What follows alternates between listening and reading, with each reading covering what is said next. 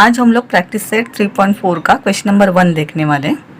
Question number 1 में लिखा है on 1 January 2016 Sanika decided to save ₹10, ₹11 on the second day and ₹12 on the third day. On 1 January 16 Sanika ने क्या decide किया कि उसको ₹10 सेव करना है फर्स्ट डे में। सेकंड डे में वो कितना सेव करने वाली है ₹11 और थर्ड डे में कितना सेव करने वाली है ₹12। मतलब हर दिन एक 1 रुपीज़ वो बढ़ा रही है अपना सेविंग का। If she decided to save like this then on 31 December 2016 what will be the her total saving. अगर वो ऐसे ही इन्वेस्ट करती रहेगी, हर दिन एक एक रुपया बढ़ाती जाएगी, हर दिन एक एक रुपया ज़्यादा सेविंग करती जाएगी, तो एज ऑन 31 दिसंबर 2016 मतलब उस ईयर के एंडिंग में उसकी टोटल सेविंग कितनी होगी ये हमें फाइंड आउट करना है। यहाँ पे टोटल लिखा है मतलब हमें कंपलसरी SN का ही फॉर्मूला यूज़ करना पड़ेगा। ओके, तो चलो इसको स्टार्ट करते हैं हम लोग। तो हमें इतना समझ में आ रहा है कि 1 जनवरी 16 मतलब डे 1 में हम लोग D लिखते हैं उसको, डे 1 को। डे 1 में उसने कितना सेव किया ₹10। सेकंड डे वो कितना सेव कर रही है 11। थर्ड डे वो कितना सेव कर रही है 12। तो ऐसे वो सेविंग ऑटोमेटिकली डे 4 में वो सेव करेगी 13। ऐसे वो टोटल सेव करती जा रही है।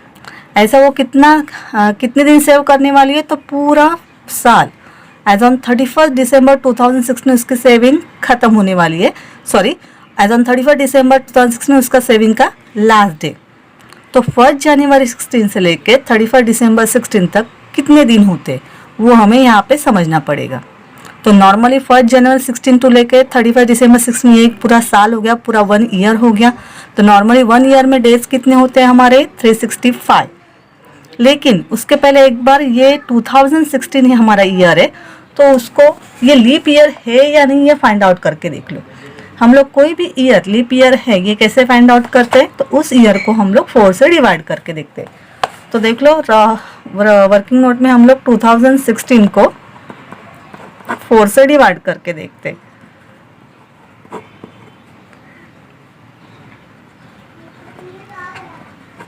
तो यहाँ पे कितना आ रहा है हमारा 504। अगर हम लोग 2016 को 4 से डिवाइड करेंगे तो हमारा कितना आएगा आंसर 504। ये फुल अमाउंट आ रही है। इसका मतलब 2016 हमारा लीप ईयर है और लीप ईयर में हमेशा कितने दिन होते हैं 366। नॉर्मली एक ईयर में 365 डेज होते हैं, लेकिन लीप ईयर में 366 डेज होते हैं। तो इसमें इस आंसर में हमारा लास्ट डे कौन सा होगा 366। हाँ, लेकिन उस दिन उसकी वैल्यू ऑफ सेविंग या अमाउंट ऑफ सेविंग क्या होगी वो हमें पता नहीं। ठीक है, तो यही लेके हम लोग आगे जाते हैं। तो यहाँ पे भी देखो क्या लिख रहा है।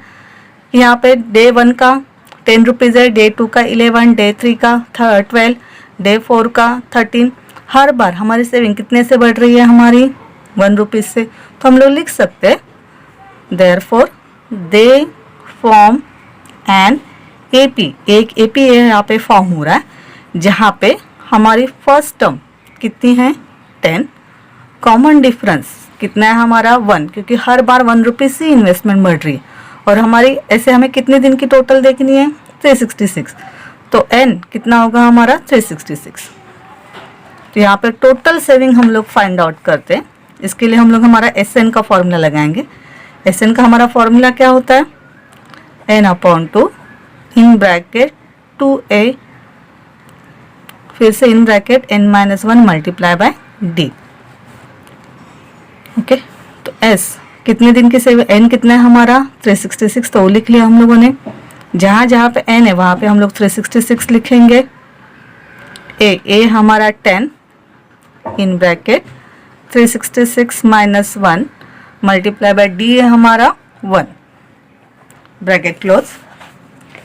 366 डिवाइड बाय 2 करेंगे हम लोग। 366 डिवाइड बाय 2 कर लेंगे हम लोग तो हमें मिल जाएगा 183। ब्रैकेट के अंदर 2 10 = 20 multiply by 366 - 1 365 multiply by 1। Okay sorry, यहाँ पे बीच में प्लस का साइन होता है हमारा। तो 366 - 1 365 multiply by 1 bracket close 183 20 365 multiply by 1 करेंगे हम लोग तो हमें मिल जाएगा 365 ही मिल जाएगा। फिर 183 मल्टीप्लाई बाय 365 प्लस 20 अगर हम लोग कर लेंगे तो हमें मिल जाएगा 385, और 183 मल्टीप्लाई बाय 385 करेंगे तो हमें मिल जाएगा 70,455। तो देयरफॉर क्या बोल सकते हैं हम लोग कि सानिका ने पूरे साल में कितनी सेविंग की, 70,455। तो देयरफॉर लिखेंगे हम लोग टोटल सेविंग ऑफ सानिका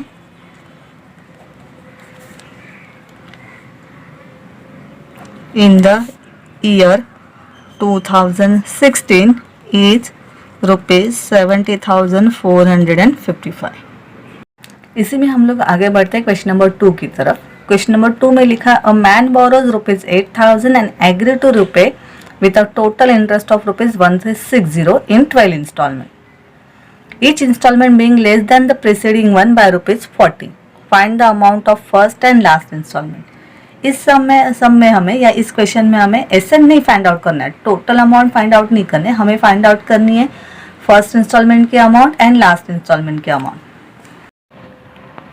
तो यहाँ पे क्या दिख रहा है हमें, उसने कितना बोरो किया था, रुपीज 8,000, और उसको वो रिपेड लोन उसने बोरो मतलब लोन ली ना, तो उसने कितने का लोन लिया था 8,000, और वो रिपे कितने कैसे करने वाला है, विथ इंटरेस्ट 1360। मतलब टोटल अमाउंट रीपेएबल, उसको टोटल कितना पेएबल करना पड़ेगा, 8,000 तो उसने लोन लिया था और उसके ऊपर इंटरेस्ट कितना लगा था 1360। तो देयरफॉर उसको टोटल कितना रीपेएबल है 19360। इसी को हम लोग एसएन लिख सकते हैं, ये हमारी टोटल अमाउंट रीपेएबल है, इसके लिए हम लोग लिखा बना एसएन 9360। ऐसे वो कितने इंस्टॉलमेंट में रीपे करने वाला है, 12 इंस्टॉलमेंट में। तो यहाँ पे लिखेंगे हम लोग नंबर ऑफ इंस्टॉलमेंट। उन लोगों ने बोला है हमारे कि हमारा नंबर ऑफ इंस्टॉलमेंट मतलब एन कितना है हमारे लिए 12, और नेक्स्ट इंफॉर्मेशन दिया है each installment being less than the preceding one by rupees 40। हर इंस्टॉलमेंट पहले वाले इंस्टॉलमेंट से क्या होगा 40 से कम। तो मतलब ये होगा हमारा common difference in amount of installment. तो हर इंस्टॉलमेंट क्या होगा हमारा, हर दो इंस्टॉलमेंट के बीच में कितने का डिफरेंस होगा हमारा 40 का, और लेस देन 40 है इसलिए -40 लिया हम लोगों ने। तो यहाँ पे हमें एसएन की वैल्यू पता चल गई, एन कितना है वो पता चल गया, और कॉमन डिफरेंस ये भी पता चल गया। ओके, तो यहाँ पे स्टार्ट करते हैं हम लोग आंसर के लिए। यहाँ पे हम लोग लिख सकते हैं therefore they form an AP here a. लेकिन देखो यहाँ पे हमें ए पता नहीं है, डी हमें पता है, डी कितना है हमारा -40, एन कितना है हमारा 12। ओके, और लास्ट टर्म हमें फाइंड आउट करनी है, इसलिए लास्ट टर्म जिसको हम लोग टीएन भी बोल सकते हैं वो क्या हमारे लिए एल। इतना ही लिख के रख देते हैं हम लोग। तो यहाँ पे सबसे पहले हम लोग हमारा एसएन का फॉर्मूला यूज करते हैं। एसएन का हमारा फॉर्मूला क्या होता है, n/2 a + l। ये भी यूज करते हैं ना हम लोग एसएन के लिए फॉर्मूला, तो वही ले लेते हैं हम लोग। n की जगह पे कितनी वैल्यू है हमारे पास 12, तो जहाँ जहाँ पे n है वहाँ पे 12 यूज कर सकते हैं हम लोग। हमें a की वैल्यू नहीं पता है, l की भी वैल्यू हमें नहीं पता है। हाँ, S12 की अमाउंट हमें पता है। S12 की अमाउंट कितनी आ गई हमारी 9360, इसलिए S12 की जगह पे वहाँ पे हम लोग 9360 डाल देते। 12 / 2 6, a + l, ना a पता है ना l पता है, इसको छोड़ देते हम लोग। ये 9360 = 6 मल्टीप्लाई बाय a + l दिख रहा है, ये 6 मल्टीप्लाई में, तो यहाँ पे वो क्या हो जाएगा डिवाइड। तो 9360 डिवाइड बाय 6 करेंगे और यहाँ पे लिखेंगे हम लोग a + l। 9360 डिवाइड बाय अगर हम लोगों ने 6 किया तो हमें मिल जाएगा 1560। बस इसके आगे हम लोग नहीं जा सकते इसमें, क्योंकि हमें ना a पता है ना l पता है, इसलिए इसको ऐसे ही लिखते हैं, इक्वेशन नंबर 1 लिख के हम लोग छोड़ देते हैं। फिर यहाँ पे जो हमें एसएन की वैल्यू पता थी उसके हिसाब से तो हमने ये फाइंड आउट कर लिया। अभी हमें फाइंड आउट क्या करना है, हमारी फर्स्ट टर्म फर्स्ट इंस्टॉलमेंट की अमाउंट और लास्ट टर्म या लास्ट इंस्टॉलमेंट की अमाउंट, यही हमें फाइंड आउट करना है। तो उसके लिए हम लोग हमारा टीएन का भी फॉर्मूला यूज करके देखते हैं। टीएन मतलब लास्ट टर्म जिसको हम लोग बोल सकते हैं। इसका फॉर्मूला नॉर्मली क्या होता है टीएन का, a plus in bracket n minus 1 multiply by d, ये हमारा फॉर्मूला होता है। टीएन मतलब हमारी लास्ट टर्म ले सकते हैं हम लोग। ए कितना है हमारे लिए पता नहीं, एन कितना है हमारा, नंबर ऑफ इंस्टॉलमेंट कितने गए हमारे 12, तो वो रख देते हैं हम लोग। और डी कितना है हमारा -40। एल हमें पता नहीं है, ए भी हमें पता नहीं, वैसे ही रख दिया। 12 माइनस 1 11 मल्टीप्लाई बाय -40। अगर हम लोग +11 मल्टीप्लाई बाय -40 करेंगे तो हमें मिल जाएगा यहाँ पे -440 और यहाँ पे है L। देखो यहाँ पे हमें क्या मिल गया, L is equal to A minus 440। इस माइनस वाले 440 को अगर हम लोग रिप्लेस करते या लेफ्ट हैंड साइड में लेके आते हैं तो ये बन जाता है +440 और ये L यहाँ पे आके माइनस, तो ये बन गया हमारा सेकंड इक्वेशन। तो हमारे पास अब तक दो इक्वेशन है, a plus L is equal to 1560 and a minus L is equal to 440। तो इन दो इक्वेशन को हम लोग कर लेते हैं add, adding both the equations. हमारा इक्वेशन क्या है, a plus L is equal to 1560 plus a minus L is equal to 440। a प्लस a 2a, ये तो हमारा कैंसिल हो जाएगा और ये मिल जाएगा हमें 1560 प्लस 440 इज इक्वल टू 2000।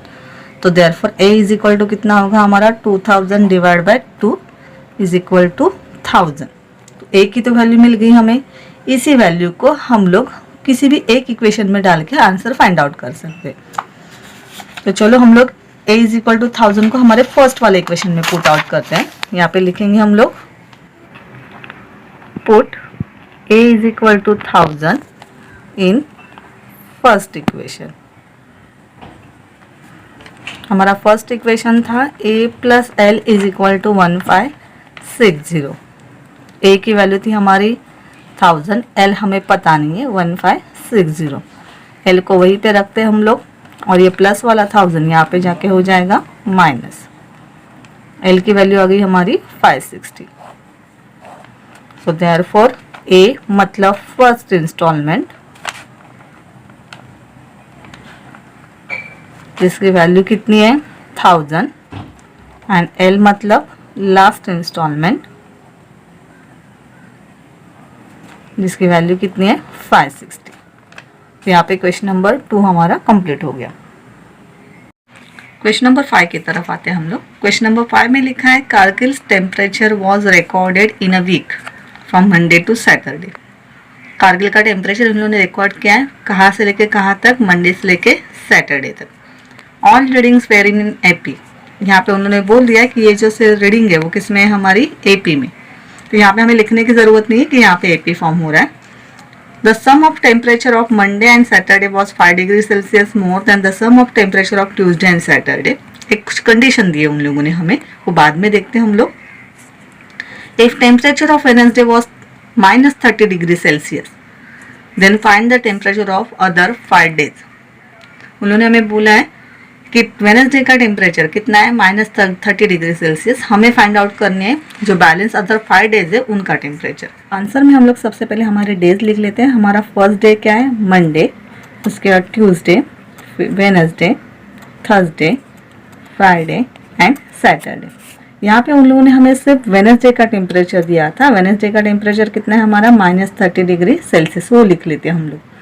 बाकी यहाँ पे है ना हमें मंडे का टेम्परेचर पता है, ना मंडे और ट्यूसडे का टेम्परेचर का बीच का कॉमन डिफरेंस, ना ट्यूसडे और वेडनेसडे का जो टेम्परेचर उसका कॉमन डिफरेंस, हमें यहाँ पे कुछ नहीं पता है। सिर्फ वेडनेसडे का टेम्परेचर हमें पता है और ये एक एपी में है, इतना ही हमें पता है। जो कंडीशन दी है वो तो बाद में देखेंगे हम लोग। हमारा नॉर्मल सम हम लोग पहले सॉल्व कर लेते हैं। तो यहाँ पे हमें कुछ समझ में नहीं आ रहा कि कैसे सॉल्व करते हैं। सिर्फ इतना ध्यान रखो कि यहाँ पे पहले मंडे दिया हुआ है, मंडे के बाद ट्यूसडे, ट्यूसडे के बाद वेडनेसडे, वेडनेसडे के बाद थर्सडे, थर्सडे के बाद फ्राइडे और फ्राइडे के बाद सैटरडे।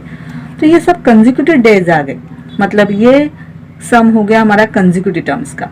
अगर कंजिक्यूटिव टर्म्स का सम आता है हमारे पास तो हम लोग क्या करते हैं, एक तो पहले हम लोग देख लेते हैं कि सम में कुछ अजम्पशन दिया है क्या। तो यहाँ पे सम में कुछ अजम्पशन दिया ही नहीं था, इसलिए हम लोग क्या करते हैं, जो सबसे मिडल वाली टर्म होती है उसको ए लिखते हैं। लेकिन हमारे पास तो टोटल 6 डेज है, बराबर मिडल में तो कोई टर्म नहीं आ रही है, तो हम लोग यहाँ पे कर लेते हैं जिसकी वैल्यू हमें पता है उसको हम लोग ए लिख लेते हैं। तो समझ लो ये हमारी एक स्केल है, जैसे हम लोग नंबर लाइन का स्केल या नंबर लाइन है। जैसे हम लोग नंबर लाइन पे आते हैं, नंबर लाइन पे अगर हम लोग लेफ्ट हैंड साइड में जाते हैं तो हमारी वैल्यू डिक्रीज होती जाती है, और राइट हैंड साइड पे आती है तो हमारी वैल्यू इंक्रीज होती जाती है। वैसे ही करेंगे हम लोग। ये वेडनेसडे जिसकी हमें वैल्यू पता है वो हमारे लिए ए हो गया। तो अगर हम लोग यहाँ पे आते हैं तो यहाँ पे क्या करेंगे, हम लोग हमारी वैल्यू इंक्रीज करेंगे, और किससे इंक्रीज करेंगे, हमारे कॉमन डिफरेंस से। और अगर हम लोग लेफ्ट हैंड साइड पे जाते हैं तो यहाँ पे हम लोग हमारी वैल्यू डिक्रीज करेंगे, किससे डिक्रीज करेंगे, हमारे कॉमन डिफरेंस से। सेम यहाँ पे थर्सडे के बाद फ्राइडे आ रहा है तो यहाँ पे भी ए वैल्यू तो इंक्रीज होगी, लेकिन ये ए के बाद दूसरी टर्म है यहाँ पे, इसलिए लिखा हम लोगों ने 2D। सेम सैटरडे ए के बाद कौन सी टर्म है, हमारी थर्ड टर्म है यहाँ पे, इसलिए लिखा हम लोगों ने ए प्लस 3D। और यहाँ पे आते हैं हम लोग मंडे की तरफ, वेडनेसडे के पहले या लेफ्ट हैंड साइड में कौन सी टर्म, ये दूसरी टर्म, इसलिए यहाँ पे लिखा हम लोग ए minus 2D।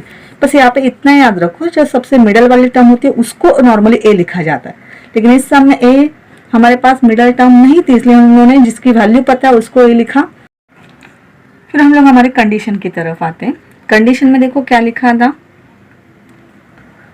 The sum of temperature of Monday and Saturday. Sum मतलब टोटल या प्लस, प्लस करना है हमें, किसके टेम्परेचर को प्लस करना है, मंडे और सैटरडे के टेम्परेचर को हमें प्लस करना है। और वो सम कैसी है हमारी, 5 degree Celsius more than sum of temperature of Tuesday and Saturday. पहले बोला है कि सम ऑफ टेम्परेचर करो, किसका, मंडे और सैटरडे का टेम्परेचर को प्लस करो, और वो 5 डिग्री सेल्सियस से ज्यादा है, किससे, जो टोटल या सम है किसकी, टोटल ट्यूसडे और सैटरडे का टेम्परेचर की। तो उसी कंडीशन के हिसाब से हम लोग सॉल्व आउट करते हैं। यहाँ पे लिखते हैं हम लोग एज पर कंडीशन, जो हमारा टेम्परेचर है किसका, मंडे और सैटरडे का, ये टेम्परेचर 5 से ज्यादा है, इसलिए हमने 5 प्लस लिख लिया। किससे 5 से ज्यादा है, हमारा जो टेम्परेचर है,